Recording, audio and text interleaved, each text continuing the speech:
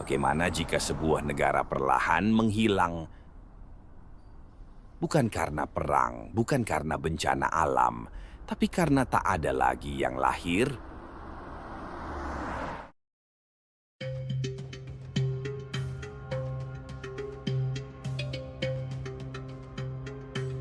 Pada tahun 2023, Jepang mencatat sesuatu yang belum pernah terjadi sebelumnya dalam sejarah modernnya.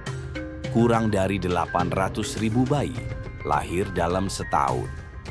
Padahal 2 dekade lalu angka itu masih di atas 1,2 juta.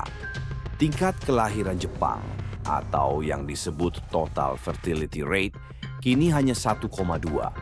Artinya rata-rata seorang perempuan Jepang hanya melahirkan 1,2 anak sepanjang hidupnya.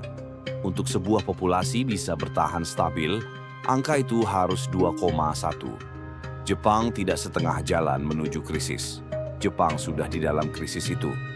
Populasinya mencapai puncak di angka 128 juta jiwa pada 2008. Sejak saat itu, terus turun.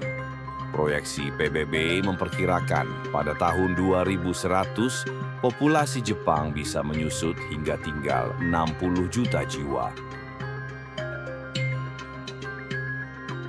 Di pedesaan Jepang ada sebuah fenomena yang disebut Akiya, rumah kosong yang ditinggal begitu saja.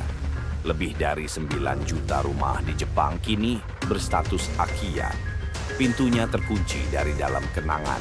Penghuninya sudah tua, sudah tiada, dan tak ada anak cucu yang mewarisi. Beberapa desa di prefektur-prefektur terpencil sudah tidak punya satupun penduduk di bawah usia 40. Sekolah dasar ditutup, kantor polisi ditutup, klinik dokter tutup.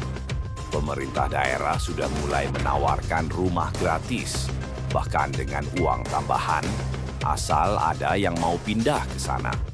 Tapi peminatnya sedikit, karena siapa yang mau membangun masa depan di tempat yang terasa, seperti masa lalu yang terlupakan.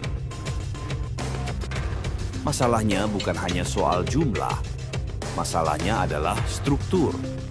Jepang kini punya lebih dari 36 juta penduduk berusia di atas 65 tahun. Hampir 30% dari total populasi. Itu angka tertinggi di dunia. Artinya satu orang muda menanggung satu orang tua, dan beban itu terus bertambah berat setiap tahun. Sistem pensiun mulai retak, rumah sakit kekurangan dokter dan perawat, panti jompo penuh, daftar tunggunya bertahun-tahun. Ada profesi baru yang muncul di Jepang. Kodokushi cleaner, pembersih ruangan orang yang meninggal sendirian, tanpa ada yang tahu berhari-hari, bahkan berminggu-minggu. Di negara yang dulu dikenal karena ikatan komunitas yang kuat, kini kesepian adalah epidemi yang membunuh lebih diam dari penyakit apapun. Ini pertanyaan yang sering disalahpahami. Banyak yang bilang, anak muda Jepang malas. Mereka lebih suka anime dan game. Tapi itu terlalu mudah, terlalu tidak adil. Coba bayangkan hidup sebagai anak muda Jepang hari ini. Kamu lulus kuliah, kamu masuk perusahaan, dan kamu tahu kariermu baru benar-benar dimulai kalau kamu mengorbankan segalanya. Di Jepang, ada budaya yang disebut karoshi, mati karena kelelahan bekerja. Bukan metafora. Ini benar-benar terjadi. Orang meninggal karena terlalu banyak lembur. Sekarang tanya dirimu sendiri. Dalam kondisi itu, kapan kamu punya waktu untuk jatuh cinta? Kapan kamu punya waktu untuk menikah? Kapan kamu punya energi untuk membesarkan anak?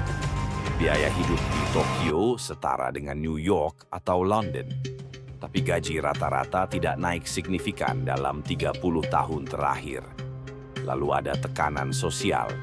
Perempuan Jepang yang berkarir sering dianggap tidak cocok jadi istri. Yang memilih menikah sering diminta berhenti kerja setelah punya anak. Pilihan yang tidak adil, dan banyak perempuan memilih tidak memilih keduanya. Ini bukan kemalasan, Ini adalah rasionalitas yang menyedihkan.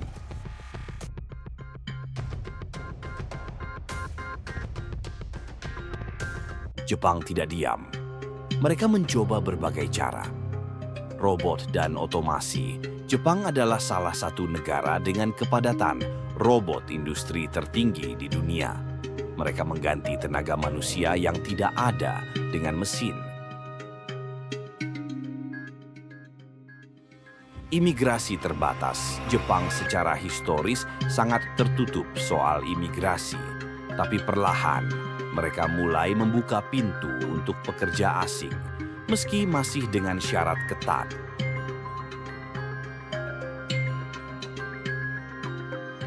Subsidi kelahiran, pemerintah memberi tunjangan jutaan yen untuk pasangan yang punya anak.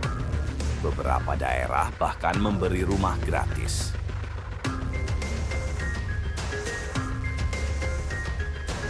Robot sosial dan AI companion di sini yang paling mengejutkan. Karena orang lansia yang kesepian terlalu banyak dan perawat manusia terlalu sedikit, Jepang mengembangkan robot teman yang bisa diajak bicara, bercanda, bahkan diajak bernyanyi. Bukan pengganti manusia. Hasilnya, beberapa berhasil di sisi tertentu, tapi angka kelahiran tetap turun. Karena uang tidak bisa membeli keinginan untuk punya anak di tengah sistem yang tidak mendukung. Sebelum kita merasa ini hanya urusan orang Jepang, lihat angka-angka ini. Korea Selatan, fertility rate 0,72, terendah di dunia. Cina, mulai menyusut untuk pertama kalinya dalam 60 tahun. Italia, Spanyol, Jerman, semua di bawah angka pengganti. Dan Indonesia, fertility rate kita terus turun juga. Dari 5 di era 70-an, kini menuju angka 2 dan terus merosot di kota-kota besar. Jepang bukan pengecualian. Jepang adalah cermin masa depan dunia yang datang lebih cepat dari dugaan.